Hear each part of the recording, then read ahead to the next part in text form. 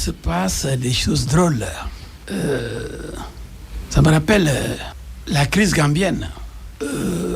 Vous savez, le Mali déjà est traversé par des guerres, des attaques, des complots et par la présence de troupes étrangères de plusieurs pays et des organisations internationales comme les Nations Unies, l'Union africaine, la CEDEAO. Donc le Mali, en tant que tel, le Mali même est une crise. Le Mali est un pays en crise et incarne la crise multidimensionnelle. Mais ce qui s'est passé, je dis, me rappelle les événements Yahya Jammeh, les événements qui ont entraîné la chute du président Yahya Jammeh. Alors, avec la CEDEAO qui était intervenue. Parce que la CEDEAO s'est impliquée dans les deux crises.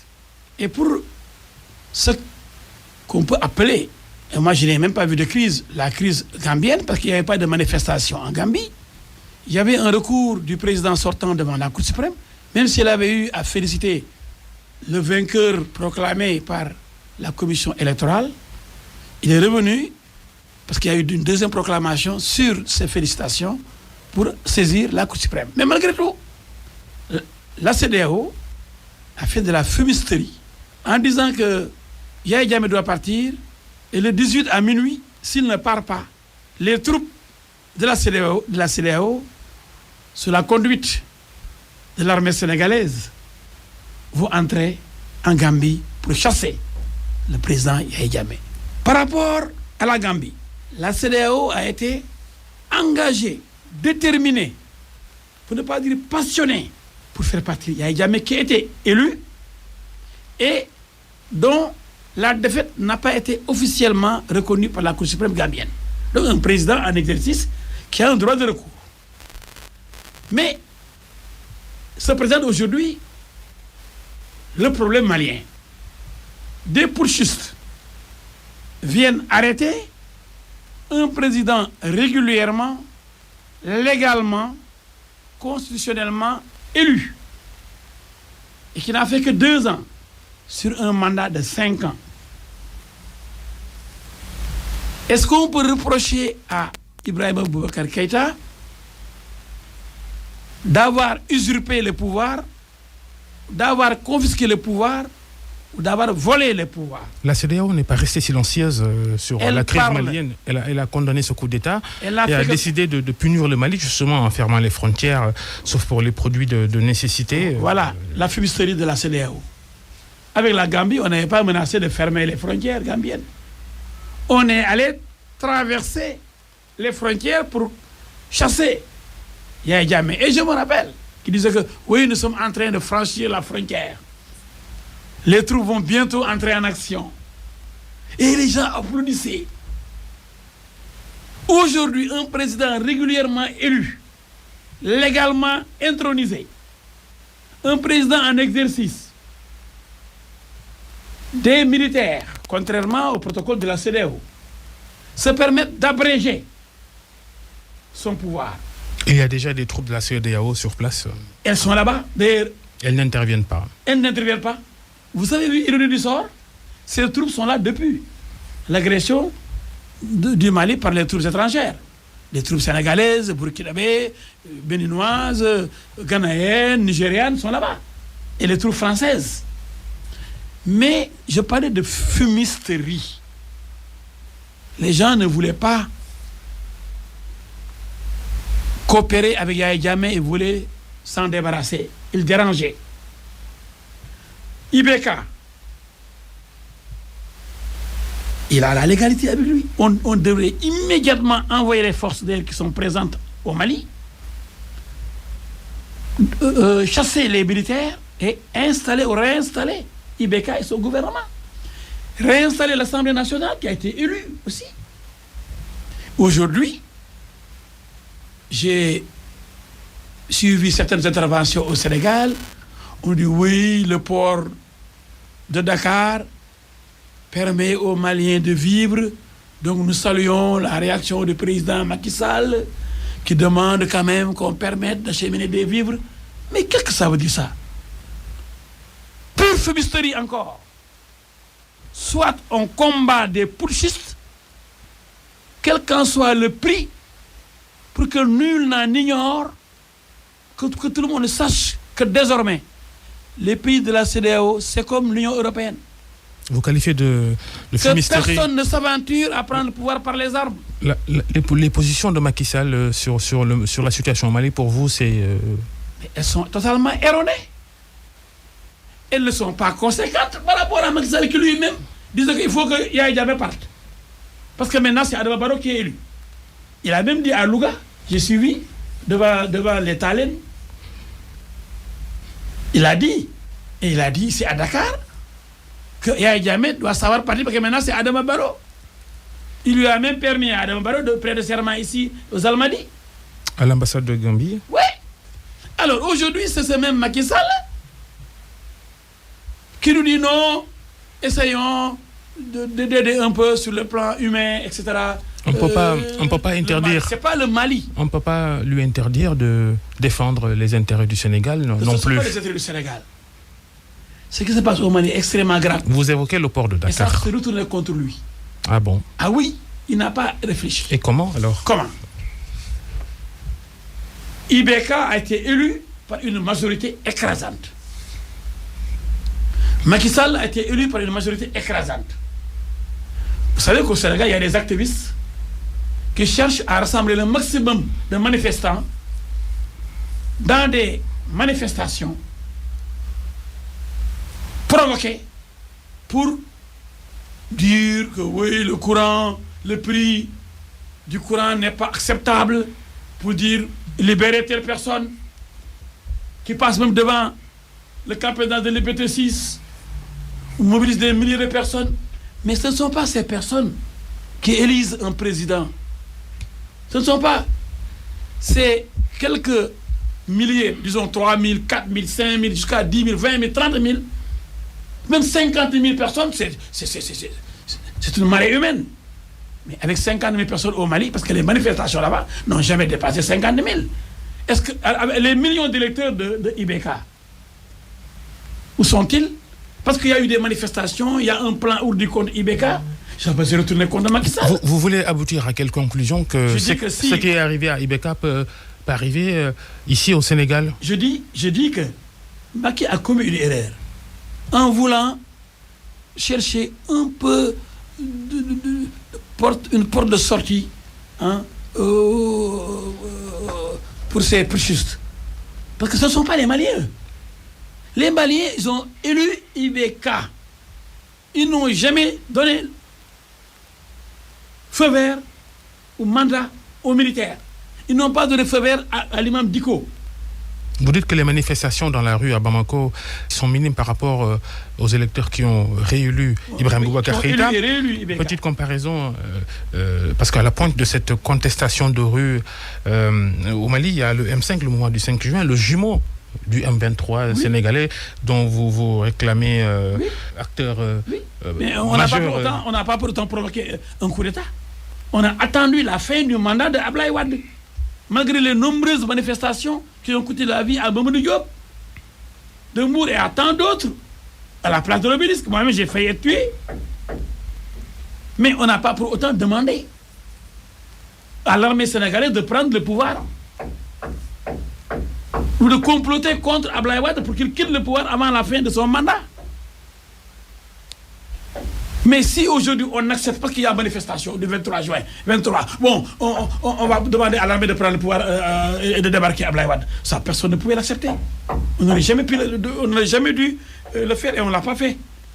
C'est la raison pour laquelle, même s'il y a des manifestations dont on ignore les raisons, attention, Artung, qu'est-ce qui est derrière la tête, la pensée de cet imam Diko? Qu'est-ce qu'il y a comme raison occulte, cachée, pour mobiliser ces gens pour demander le départ d'IBK? Vous soupçonnez quoi personnellement? Vous savez, je vous ai dit tantôt que le Mali est traversé par énormément de crises. Le Mali subit des crises, vit des crises multidimensionnelles, notamment la crise djihadiste. la crise identitaire, les conflits interethniques. Il y a trop de problèmes au Mali. L'imam Diko est-il à la tête d'une entreprise ethniciste, djihadiste, islamiste? C'est pas un leader politique. Après le putsch, il a dit qu'il retourne à la mosquée. Ça voilà, veut dire une que mission accomplie. Oui. Donc cela prouve qu'il y avait collision. Cela prouve que pour lui, le problème c'était le maintien de Ibeka. C'était personnel. Parce que j'ai suivi des commentaires dans la presse sénégalaise. Ce n'est pas peut-être pas forcément personnel, puisqu'il y avait quand même une foule nombreuse qui répondait à tous ces appels à manifester sur la place de l'indépendance de Bamako. Qui peuvent appeler leurs talibés pour mobiliser des milliers de personnes. Ils sont nombreux, ces chefs religieux. Peut-être qu'ils n'ont pas fait comme Diko. Diko est un simple imam, il n'est même pas chef religieux. Il y a combien d'imams à Dakar? Demandez à Moussa Fagui, qu'on avait déclaré mort et qui est vivant. L'imam Mounay Moussa Fagui, que je salue au passage. Il y a combien d'imams? Quel est cet imam qui pourrait se lever pour dire, bon, venez, nous allons manifester contre le président. Pour quelle raison? Oui, la vie est chère, il y a des problèmes.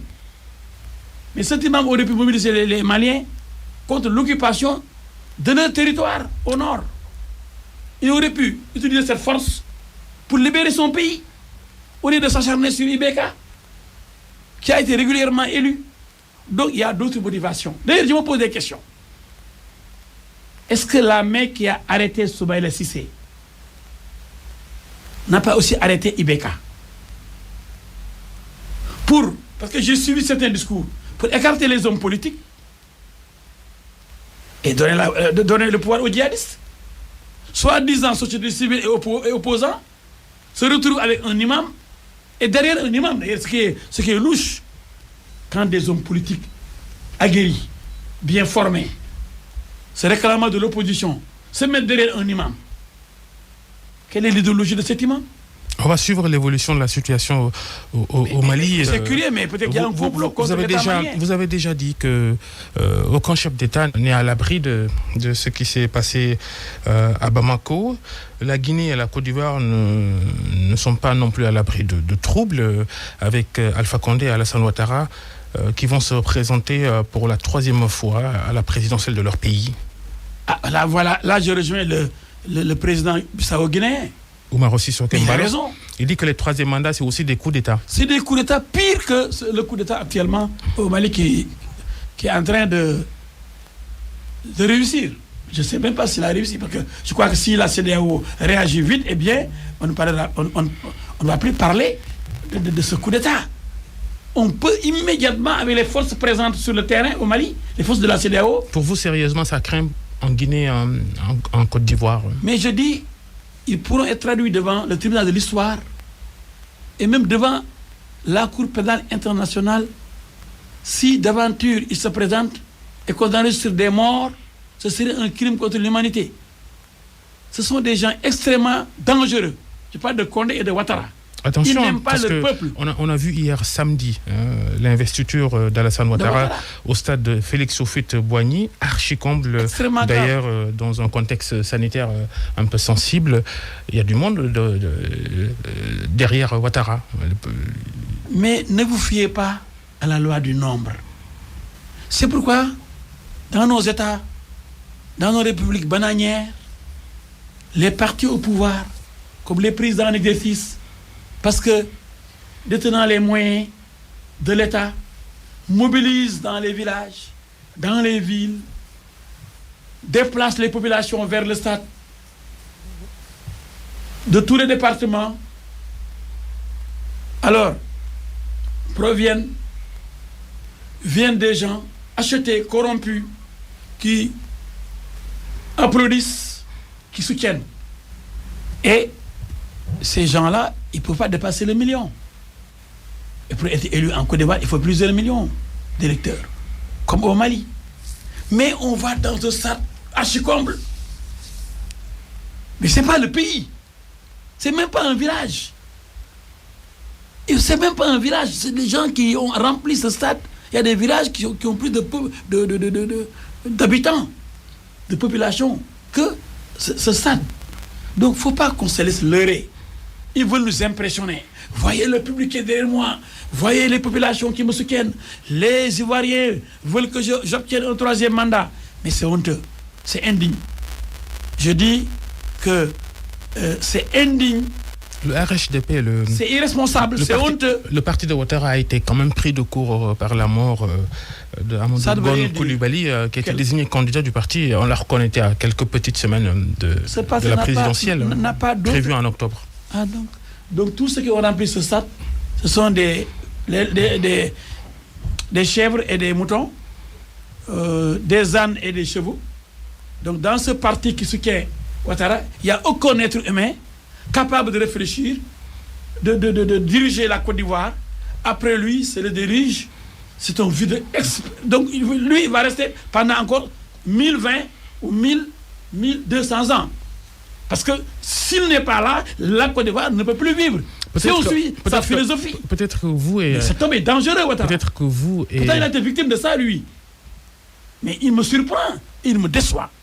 Peut-être que vous et Umaro Sissoko Embalo, le président bissau-guinéen, réglez des comptes avec ces présidents-là. Parce qu'on a vu aller à des procès anti-Alpha Condé en Guinée. Umaro Sissoko Embalo n'a pas été soutenu par Alassane Ouattara et Alpha Condé à la dernière présidentielle bissau-guinéenne.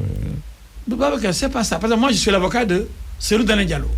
Ben justement. J'ai assisté à des tueries massives, des éliminations physiques des militants de Cellou Dalein Diallo. Chaque fois qu'il y a manifestation, l'armée et la gendarmerie guinéenne tirent sur les manifestants. Et ce sont plutôt les militants de Cellou Dalein qui meurent, par centaines. Donc la CPI doit être saisie d'ailleurs. Et d'autres juridictions pour qu'on arrive quand même à Alpha Condé, il exagère. Et il se permet, quelques mois après la présidentielle, de modifier la Constitution. Toute honte pue, quelle indignité, pour dire maintenant, j'ai droit à un 3e mandat. Mais nous, les Africains, là, quand est-ce que nous allons cesser d'être la risée publique, la risée mondiale, d'être considérés comme des guignols, des présidents guignols, des présidents qui ne pensent qu'à leurs intérêts. Le 3e mandat. Mais la CEDEAO doit être aussi conséquente.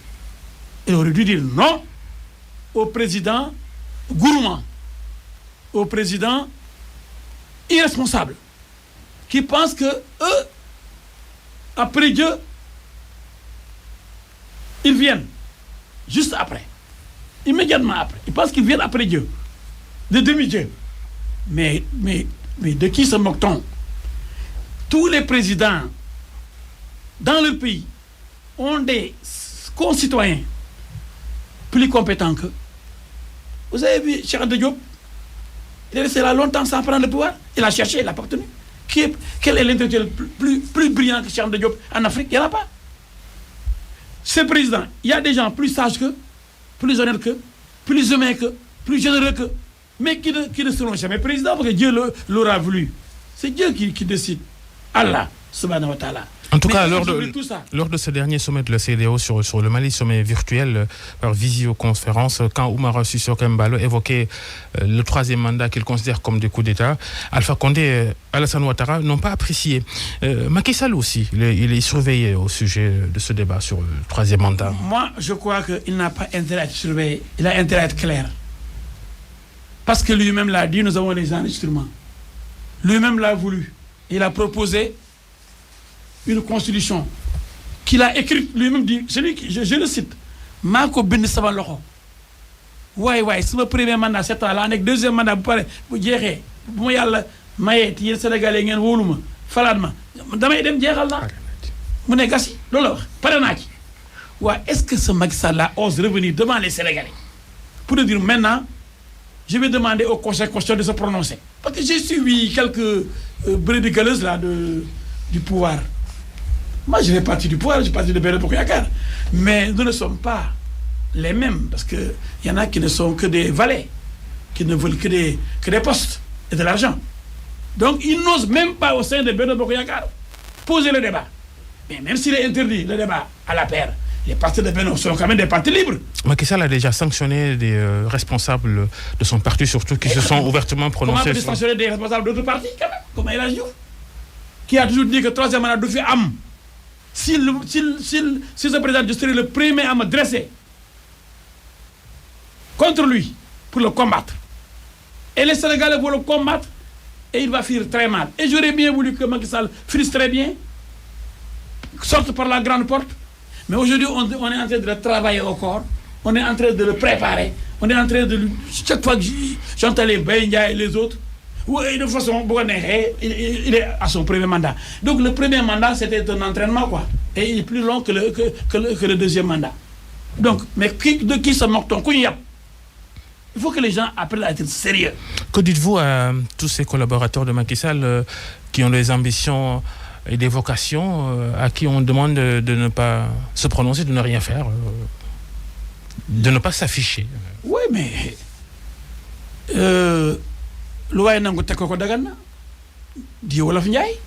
si les militants de Macky Sall qui ont des ambitions n'osent pas les exprimer, n'osent pas aussi défendre leur position, bon, parce qu'ils ont des postes à préserver, ils ont des avantages, mais c'est leur affaire, l'histoire va les enterrer. Par exemple, El Hadji Diouf se prépare pour la présidentielle. Je ne vois pas pourquoi je ne serai pas candidat.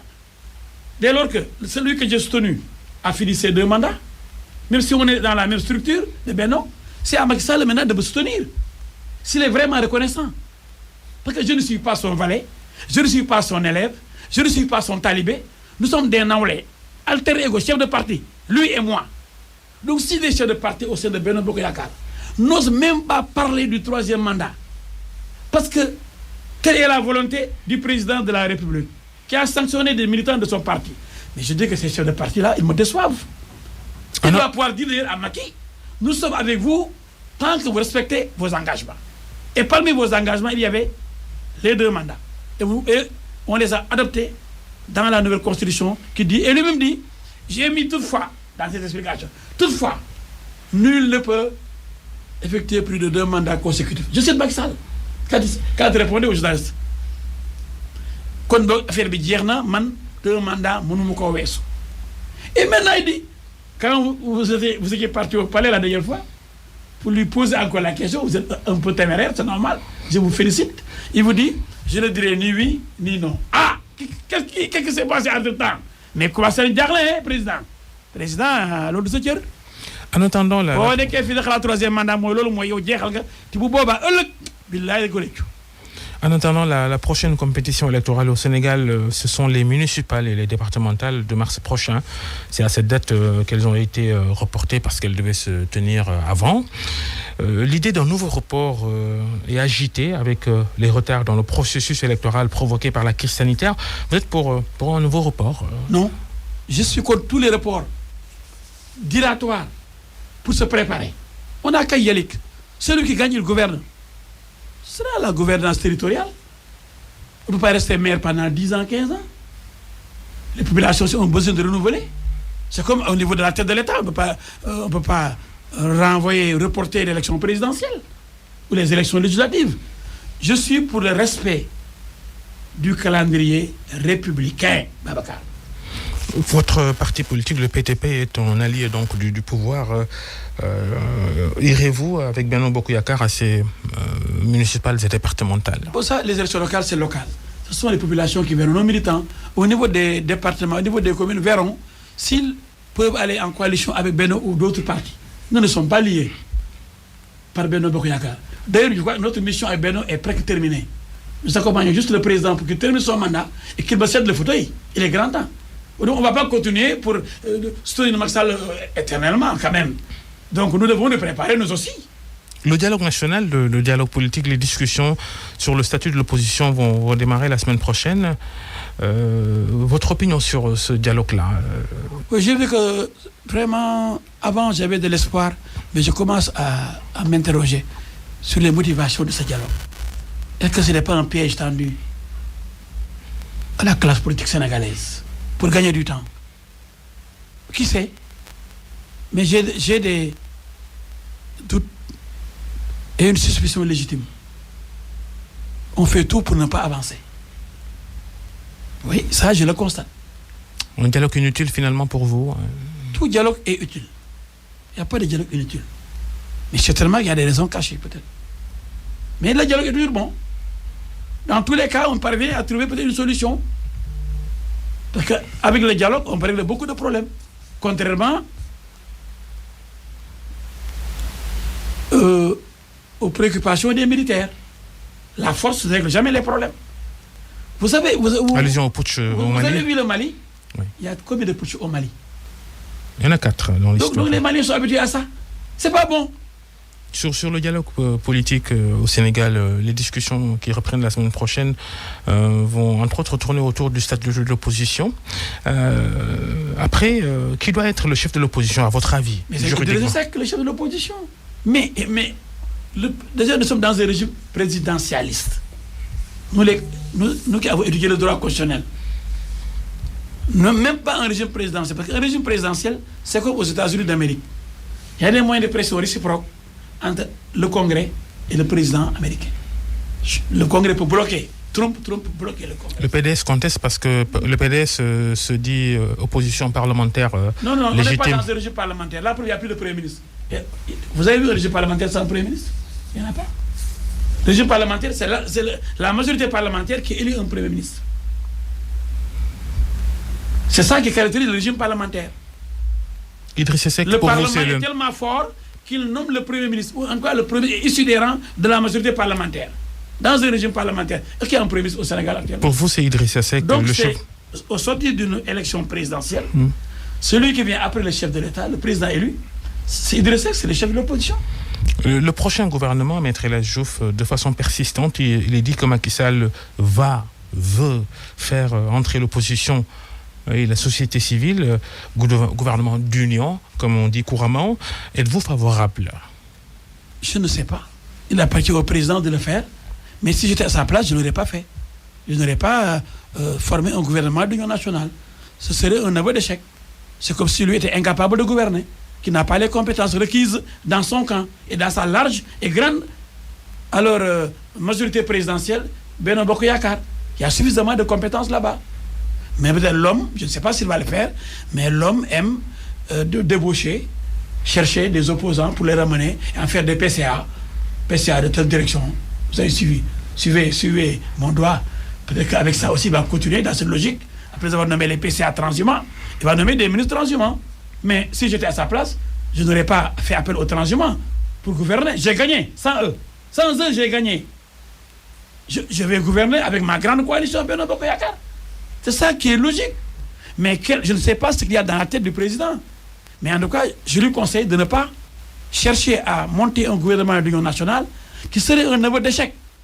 C'est comme si lui, avec toute sa majorité, serait incapable de gouverner le Sénégal. Et qu'il lui faudrait d'autres éléments. Non, ce serait quand même extrêmement dangereux pour lui. La justice, ces accusations de corruption entre magistrats qui font l'actualité. C'est triste. J'ai mal.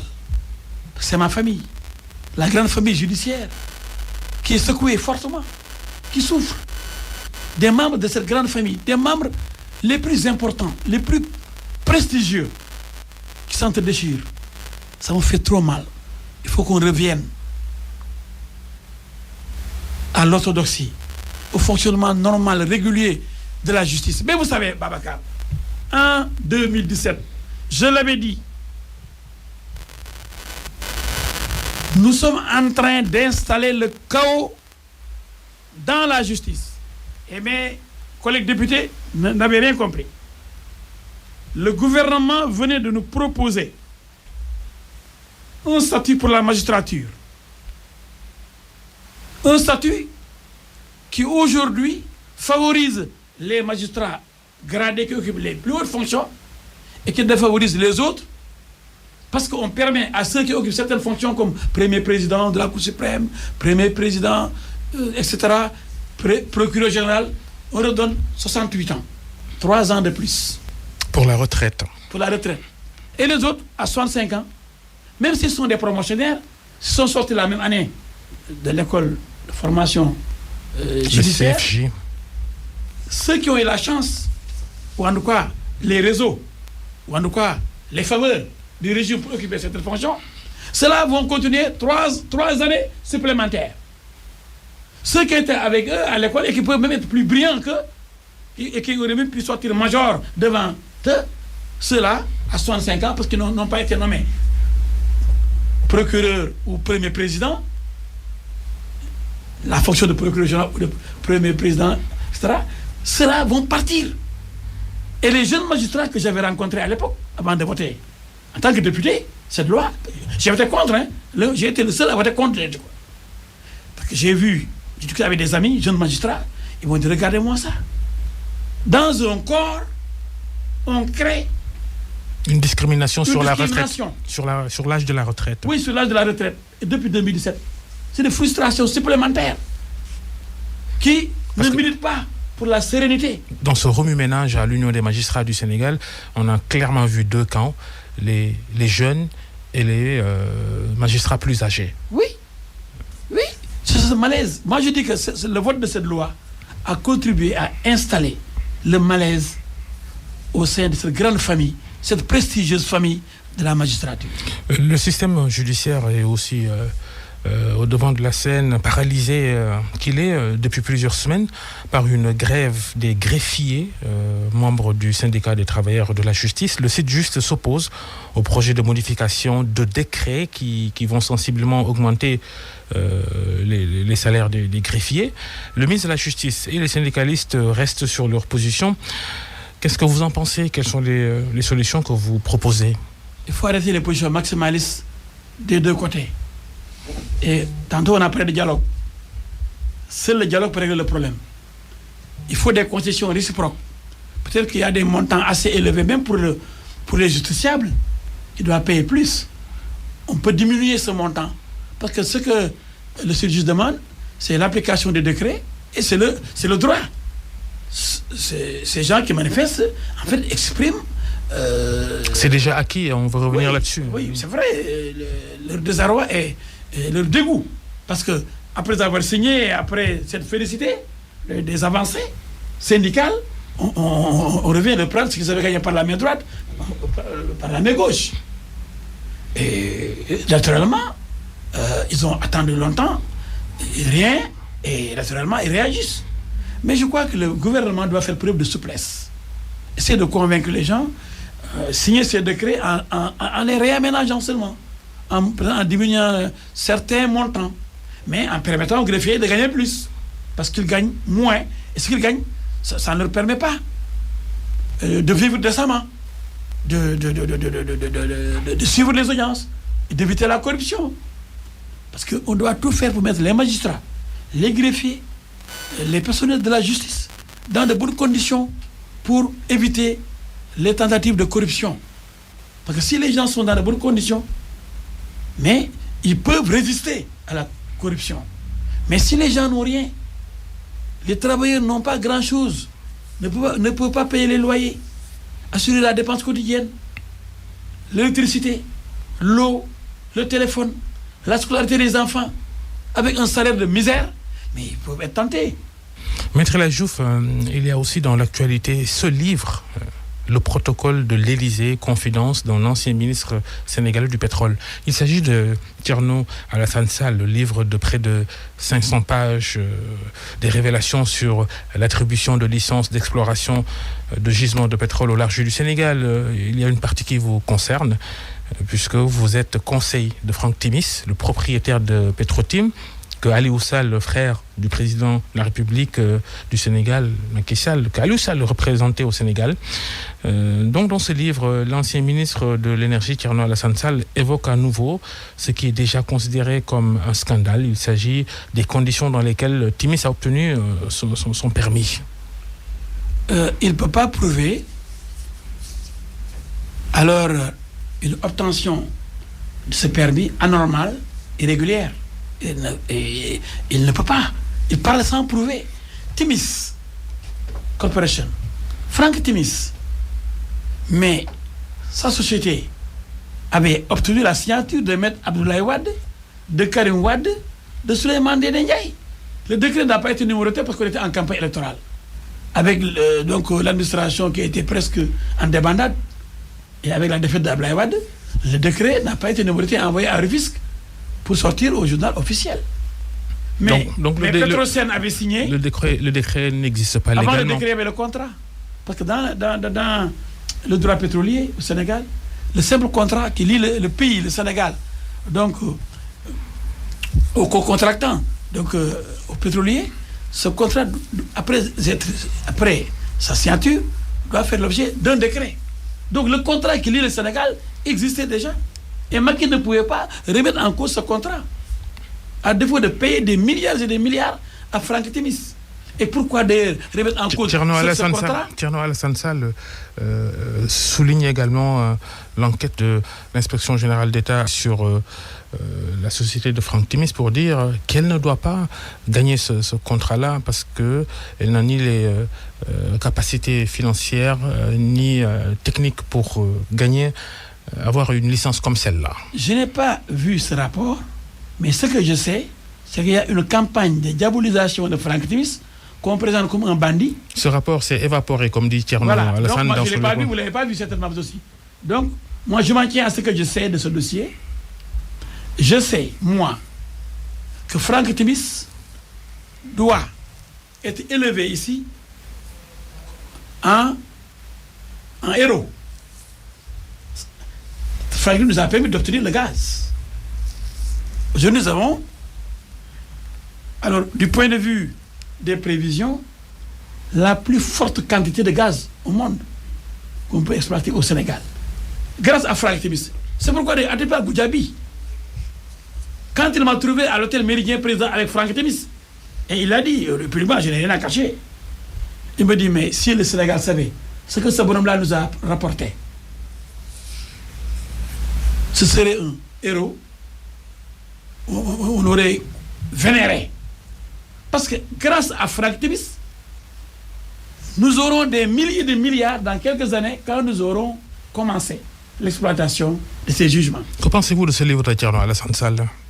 Je ne l'ai pas lu, mais je sais que concernant Timis, rien ne peut être prouvé sur son inexpérience, parce qu'il était dans beaucoup de pays. D'ailleurs, même les Sénégalais se contredisent. Ils disent que oui, Timis a été condamné dans d'autres pays, parce qu'en affaires, souvent il y a des procès. Donc ce n'est pas la première fois qu'il gagne quand même des marchés. Dans la haute finance et dans les grands les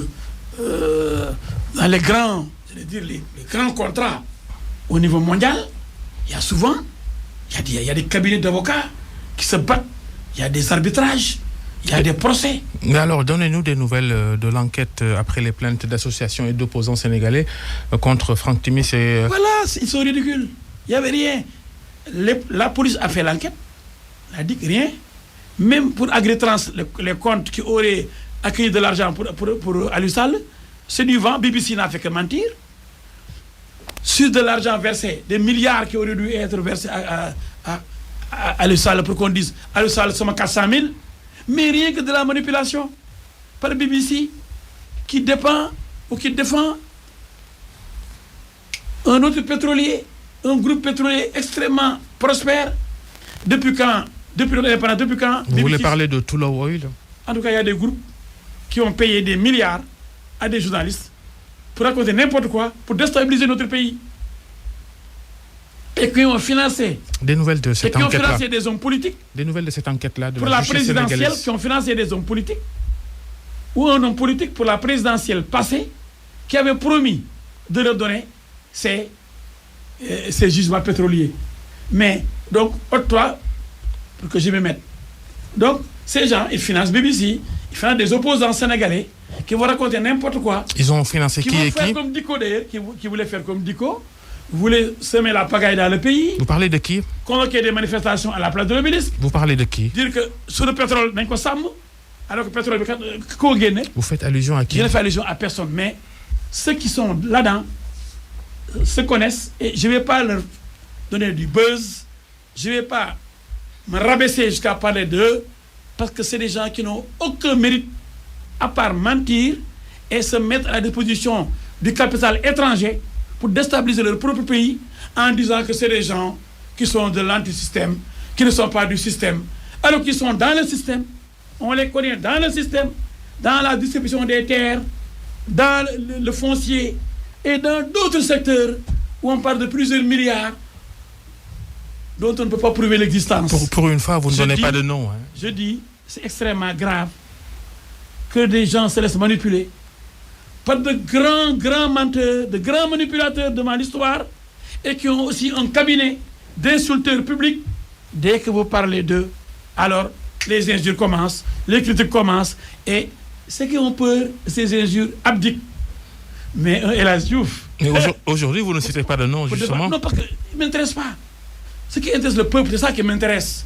Le peuple saura qu'il y a des gens qui mentent, qui inventent agrittance, des gens qui portent plainte sans aucune preuve. Qu'est-ce que la justice sénégalaise a fait de ce dossier-là? Mais la justice sénégalaise, après la DIC, le doyen des juges a été saisi par le procureur, il n'a rien vu.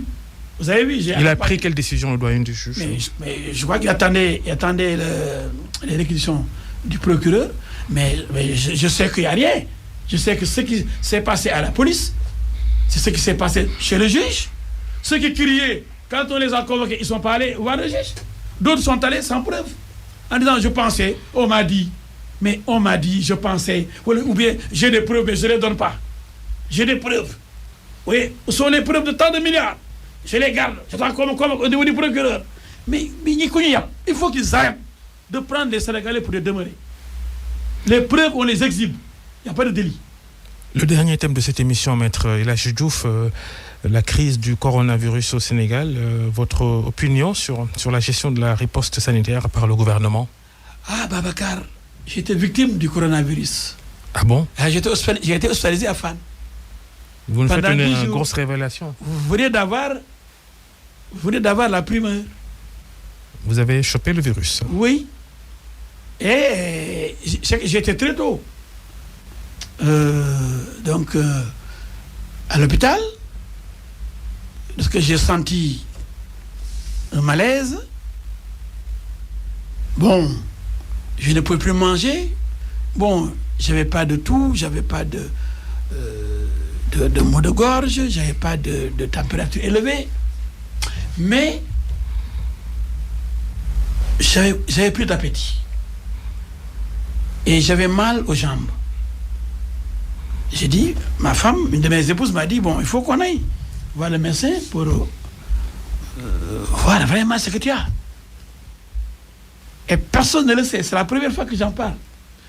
Si les gens le savaient, ils auraient dit, j'ai dit, ça me concerne.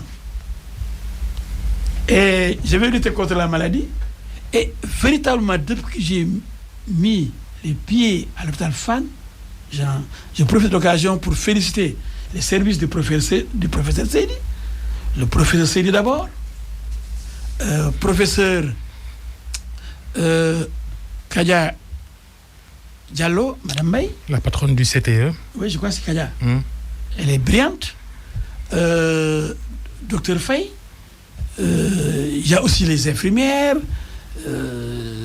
qui ont été vraiment extraordinaires, gentilles, professionnels. C'est parce que d'ailleurs, ces gens ont été professionnels que personne n'a su que j'étais à l'hôpital. Comment avez-vous vécu cette hospitalisation après votre contamination coronavirus? Oui, avec dignité, avec sérénité, en bon croyant. Je suis allé là-bas. Vous êtes arrivé en cas grave ou Non, j'ai jamais été un cas grave.